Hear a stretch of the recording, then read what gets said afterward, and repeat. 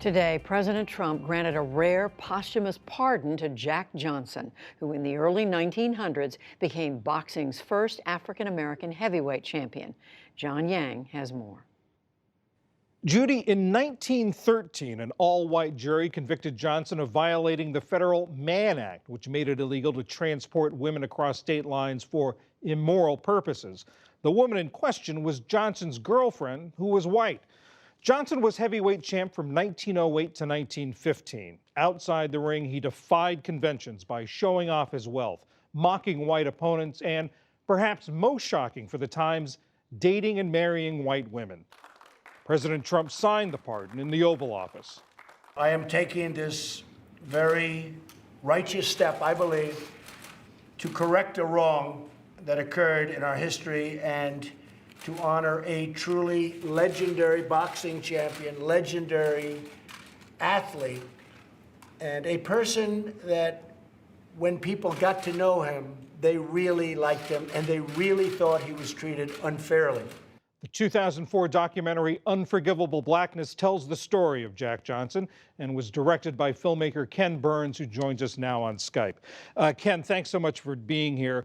You were one of those who were advocating for this pardon. What's your reaction now that it's a fact? This is the right thing to do, and I'm just so happy that John McCain, who really led us for a decade and a half in this, is going to live to hear about it. So I'm very, very thrilled at this posthumous pardon. And you have to understand it may be, I think, the only third posthumous pardon, all of them African Americans, which tells you a little bit about race in America. You mentioned John McCain. What about the man who actually signed the pardon, President Trump?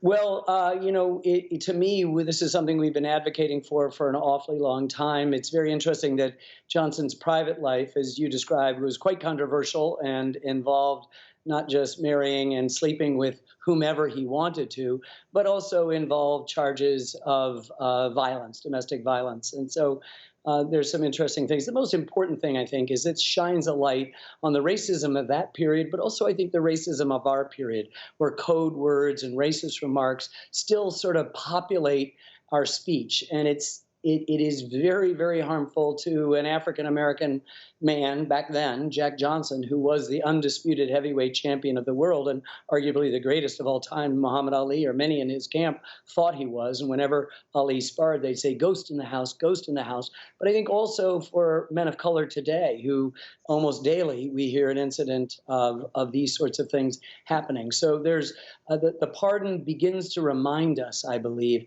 of how much work we have to do, and the fact that it really begins with each one of us if we're going to really change this dynamic and live out, as Dr. King said, the true meaning of our creed. Help us understand more about who Jack Johnson was, how he lived his life in those times, and how that sort of fit into his times. You can't believe that he wasn't assassinated. His reign from the mid-aughts to 15, as you said, 1915, was a time when a decade when more African Americans were lynched for looking sideways at a white woman more often than not. And so the fact that he survived and the lifestyle that he carried and his greatness in the sport, our term, the Great White Hope, was invented for Jack Johnson when he beat Tommy Burns and won the heavyweight championship on Boxing Day in 1908.